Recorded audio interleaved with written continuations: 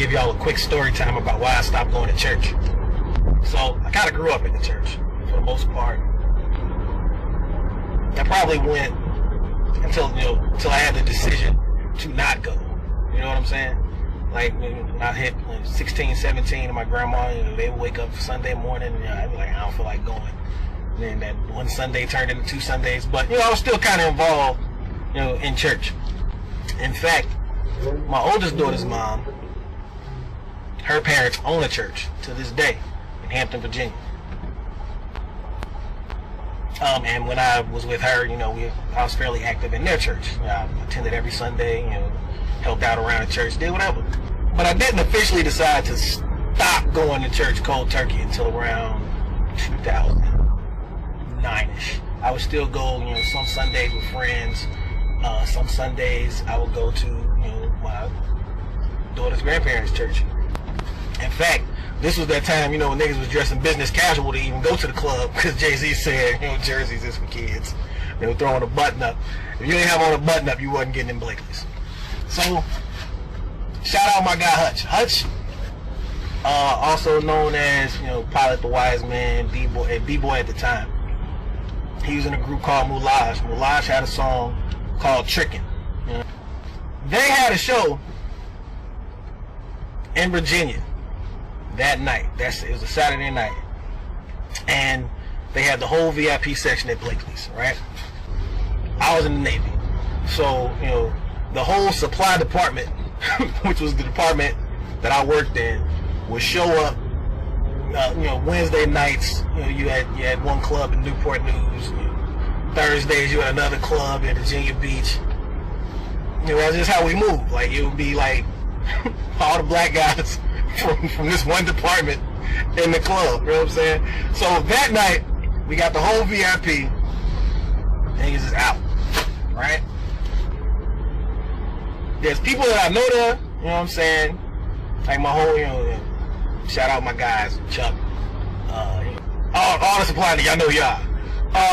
There was this nigga I didn't know, right? But you kicking it, you chilling with everybody. I'm talking to the guy, we all talking, we all conversing, whatever. He cool, he mad cool. So the Fat Man Scoop song, you got a $50 bill, put your hands up, you got a $50, man, no, niggas throwing their hands up, hey. You know what I'm saying? The waitress come around, niggas is buying drinks and shit. This is also why I stopped carrying cash. You know what I'm saying? You take your money out, pay out to the waitress, and you can see how much money you got on you. Alright? Keep note of this. So, it just so happened that Sunday, I was supposed to go to church with this girl I was talking to at the time. Because she invited me out to church. I don't know why people think, that's like a way to get with somebody, like. But it is what it is. At that time, if you invited me to church, I would go. You know what I'm saying? It is what it is. So we get to the church. I'd never been to this church before. And it's a fairly decent sized church, but clearly everybody there, was like a long standing member, knew each other. It was cool, whatever. All right. And I hear this familiar voice say, "Good morning, saints."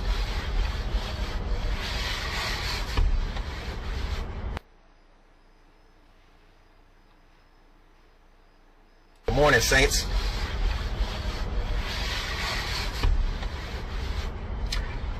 And it sounded like the nigga from the club last night. So I look up. It's the nigga from the club last night. You know what I'm saying? Nigga? Like, damn, he's a preacher? That's crazy. It is what it is. Hey. The Lord sends you to some strange places, I guess. You can go minister to people in the club. Or whatever. Because he was a younger guy. He was maybe, mid-30s. I don't know. Alright? Service goes on. It's time for offering.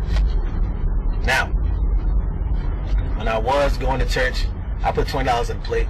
Call it a day. That's it. That's it for me. $20. There you go. So he looks around the room. He says, anybody have 20? Nigga look right at me. So I'm already putting 20 in the plate anyway. And you walk up, you put some money in the plate. Looks around the room, I know he was there last night. He saw me at the club. You know what I'm saying? Pulling out money to pay for drinks the whole night.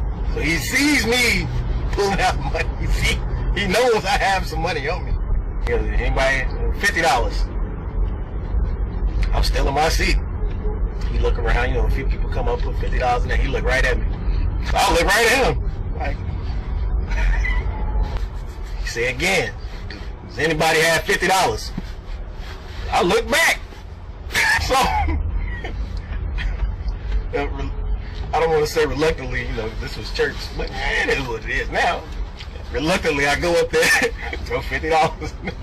So he says, does anybody have $100? He looked at me and goes, all right, now, goddammit, I got up and walk the fuck out, man. I ain't been to church since, though. I want to give all the praises and the honor to Yahweh, Bahashem, Yahweh Shai, Bahashem, Ruach HaKodesh, and double honors to the elder apostles and the elder bishops of Great Millstone. Honors as well to the other elders, your brethren, your fellow believers of this truth, supporters of this truth. Shalom to you, few sisters. Shalom to the elect. So I think I'm going to do a few parts series, I guess if you want to call it that, on these people who leave the Christian church. And it's interesting to hear some of these stories. I try to cut out much as I can just to get to the points. But when I'm finding out from the men, the reason why these men are going to church, if you listen carefully, is because of the woman. It's the reason why men go to the clubs. It's because of women. And with the femininity, with the feminism, this is causing a problem because feminism has separated man and woman. But yet, it's like the cake and eat it too thing. Like the feminists, they still want men to court them. They still want to go to the clubs and men to take care of them. But they don't want to do anything on their behalf. This is the way the world is gone. And that's what you call pure feminism. A lot of men go to these churches. I knew a guy who was a pastor, and he earned his wings or whatever they call it, or it's some little thing you put on your collar. And he said the women would look at it, and and they would, they would see some form of status, and then they would want him, right? So we know women are carnal by nature. I mean, let's be honest. I mean, they'll tell you it's all about emotions and this and that. No, it ain't. You'll get this is real talk. You'll get a woman, right? You could be up there with 50 jakes, and one of them is popular, and all 50 women that come up that matches you, 40 of them will go to that jake, that has popularity and power. And this is what it is, and men seek power. So this man goes to the club, right? He finds out the man he's going to the club with is, that he runs into, is a pastor of the church. So now we can see the pastor of the church is taking the people's money and going into the clubs and spending it on the hoes. We know how it go. That's how it is. He probably got a nice car, right? And these are the things that the Christian apologists need to be evaluating when it comes to these other preachers and Christian churches. Anyway, John 8:32, I always start off with this, and ye shall know the truth, and the truth shall make you free. Right? This man can see firsthand what the Christian church has done. So I'm going to read a little bit of commentary, but first I'm going to read Acts 7:48. Howbeit the Most High dwelleth not in temples made with hands, as saith the prophets. And what it means by the temples made with hands, right? The Lord deals in the temple of the body, right? His elect, not those buildings. But why are they made by hands? Because they're made by carnalists. They're not built by the Lord, right? That's the main thing. They are not of the Lord's. So let's go to, I want to go to a little commentary, but let's go to Micah 3:11. It says, the heads thereof judge for reward, the priests thereof teach for hire, and the prophets thereof divine for money. Yet will they lean upon the Lord, right, and say it is not the Lord Yahweh among us? None evil can come upon us. So we know this happened in the ancient times We know in the ancient times, which we believe in reincarnation, we know in the ancient times that these situations happen, and these preachers today are some of those Pharisees as well. Even some men that's in the truth as being Israelites are wicked Pharisees. And remember, a lot of them didn't like the Messiah. That's why you have Israelites today, like the IUIC. They don't care for the name of the Lord, and they set their leader up on high over the Lord, over Yahushua. Yahushua rides in on a donkey. He rides in on a horse, the Bishop Nathaniel. I'm just saying. I'm not trying to get off topic. But this is what it is. They don't care about the body of the people or the truth. All these pastors and pimps care about, right, is the hustle. And they take cat. What's the scripture say? Let me get that real quick. And these scoffers try to say that they wearing Power Ranger outfits. Well, what the hell is those suits with the noose around the neck? Right? The same thing they wear when they go to court. The same thing the presidents wear, and the same things when they given nominations or they're fighting for presidential debates. They all wearing suits. Isn't it ironic how the Christian church, with the 12 choiries and the cross and the pews and the stand on the front, kind of look like the courthouse with the pews and the jurors and the stand and the symbol behind the back? It's the same thing. This is Rome all over again. 2 Timothy 3:6, right? This is what it says. For of this sort are they which creep into houses and lead captive silly women, laden with sins, led away with diverse lust. Now, this woman that brought this man into the church, which the scripture says, what Solomon says in, was it Ecclesiastes 7:26, their hands is bands and snares and nets. We pretty sure, let me say, I'm pretty sure that she had dealings with men in that church. And this is where you get the pimps and hustlers and hucksters, right? The women is going because the preacher's showing authority. He's showing money. They're dropping 50s and 100s. This guy, I guess at least he found out. He lost his 50 and he found out that he was being hustled. And that's the Christian church. When I went to Christian church, they passed around that plate, I don't know how many times, that fake brass plate with the carpet at the bottom. You know what I'm saying? So this whole thing that we've converted to under that plantation Christianity was all built on slavery, and everything they're doing is how they re-educated us to follow the ways of the wicked. And that's not how we're supposed to do it. Right? So let's go to a little commentary, Matthew Pools. There's different ones on here. I'm going to just read this one. The heads thereof judge for reward. Whereas the judges were God's deputies to hear the determined causes, as the merit of the causes were found without respect of persons. They should have been careful to give such judgment to God, such as God would give. For the judgment is the Lord's, and he sits in the midst of the judges. These corrupt judges attended little to the cause, but much to reward. So you can see what's happening.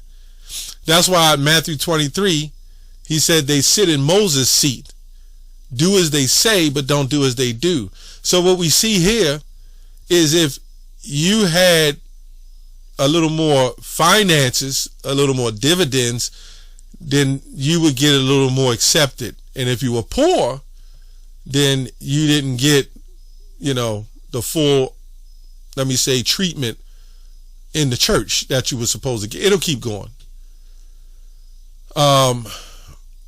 The judgment as God would give. These corrupt judges attended to the cause, but much to rewards. And with them, the greatest bribe made the justice cause, the justice cause. And he was most guilty who was poor and could not, or honest and would not, right, give the expected reward. It's kind of like the same thing in the courts. And you don't have a good lawyer, you're toast. You know, sometimes you can get a good public defender on small matters. I learned the court system being in trouble all the time. And what I used to do is I just go in there and give me a jury trial. If it wasn't worth their time and I knew it wouldn't, I would drag it on for 6 months and they'd just throw it out, you know. But anyway,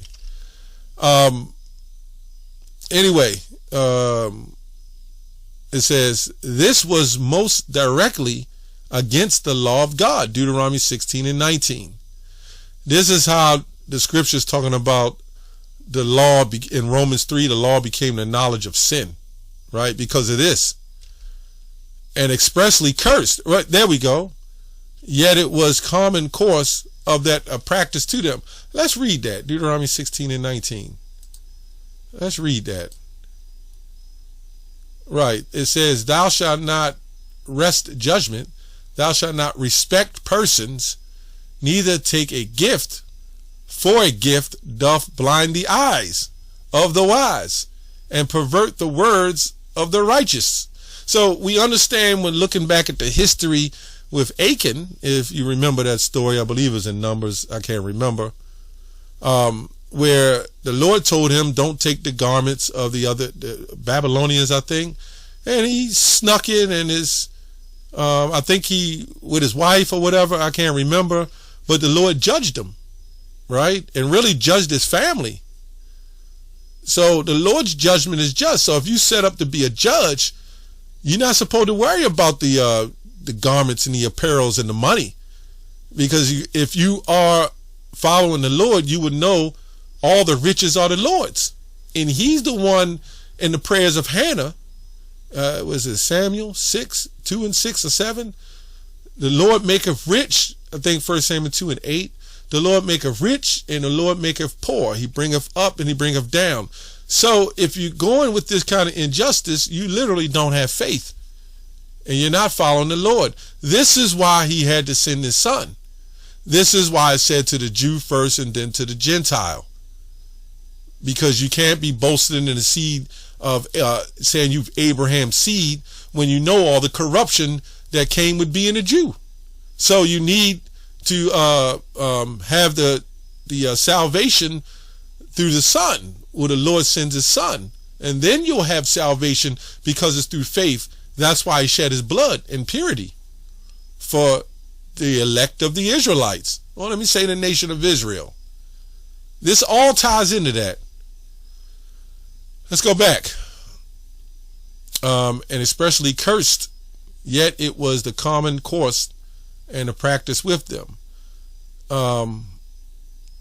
They teach for hire. These men should have impartially declared the law of God to all, right? Israelites, we all know this. See, when we see it to all, we know this is talking about the Israelites, but when Paul said, you thought they were a Gentile or stranger in there, now it's talking about everybody. But anyway, told them what was clean or unclean, what was prohibited, what was permitted, and what was commanded. That's why the Lord didn't need us to do sacrifices. This is exactly why the Lord already knew what we were going to do. He already knew he was going to send his son, but we had to go through these phases.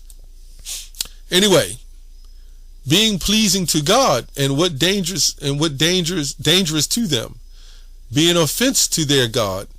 But these for hire would direct them how to please themselves, and through they broke the law, not be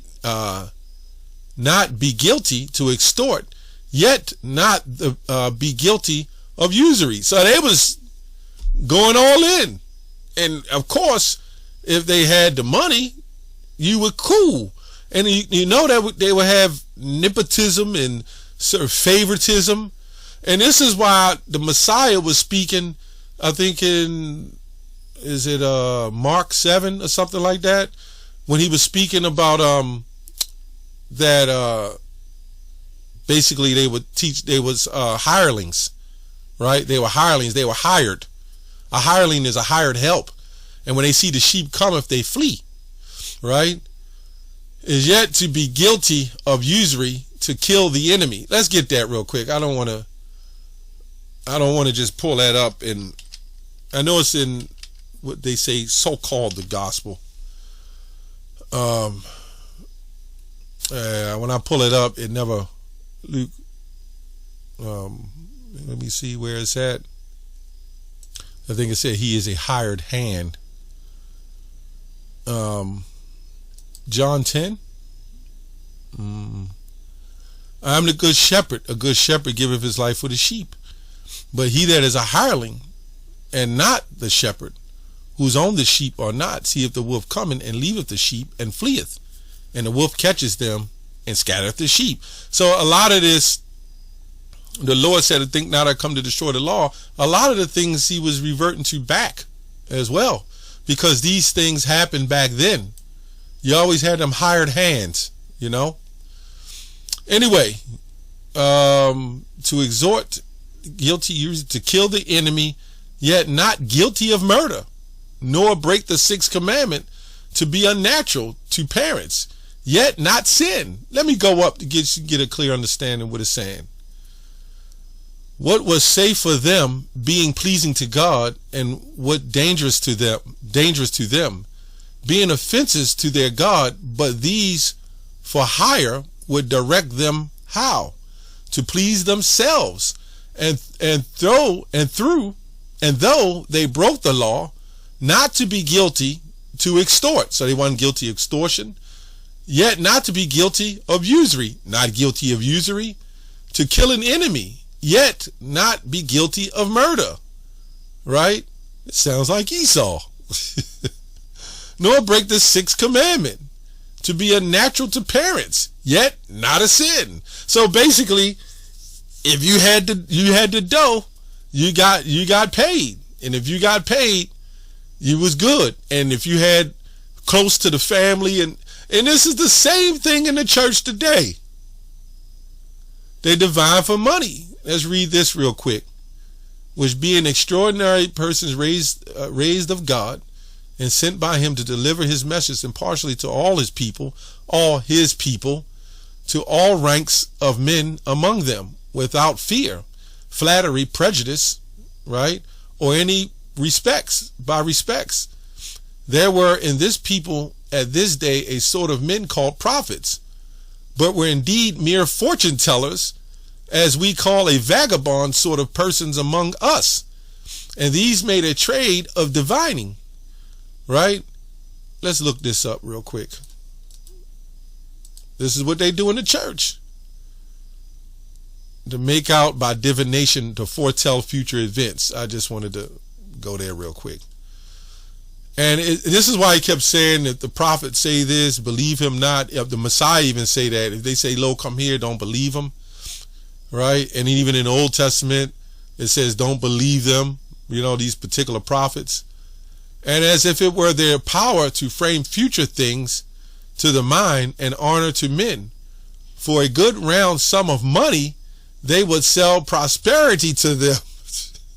Is this not the church? For they never told great good to come to any but such as gave a great reward. So basically they would give them, tell me what I need to hear. And you give them money, you're going to have great fortune, son. You know what I'm saying? This is probably, where to get them fortune tellers, right? That stuff is all wicked. And little money with them never purchased the news of a great advantage. So basically if you had good money, you would be lined up even for future things. You know what I'm saying? You would be looked out for. And this is why Yahushua said he comes for the poor. This is why he gave credit to the woman who had a little bit of money, because these Pharisees, they've been doing this, man. And whosoever had the first misery to be poor, they could not buy, or else were wiser than to believe these imposters. These were sure to be told a sad story of troubles and afflictions. There were many disciples of Balaam. And that's IUIC too. You know, shaking them down, the Baconator, the woman had a woman standing out there trying to sell IUIC apparels, and the one guy was on the bus of the IUIC, and if he couldn't make it home in time, and they would ridicule him and certain things. This stuff it's insane. Yep. Yet will they not lean upon the Lord? You know, so I just wanted to touch on that. I'll probably do more videos on this with the there's a lot of men leaving the Christian church, and one of the main reasons is the woman. And now a lot of women are leaving the church, and if the women ain't there, the damn sure the men ain't gonna be there.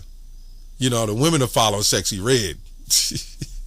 And the other women that are there, they've reckoned their years with the other men in the church, as the book of 1 Corinthians 14 says, when it talks about, or when it talks about the bishop being blameless. When you read up the history on that, the women were reckoning their years, and they was passing the men were passing them back and forth. And that's why the bishop says, that's why I said the bishop must be blameless, because if he married another woman that was in that church, and she already had 5 husbands as a woman at the well, then yeah, he wouldn't have respect in the church. Anyway, that's all I have on that.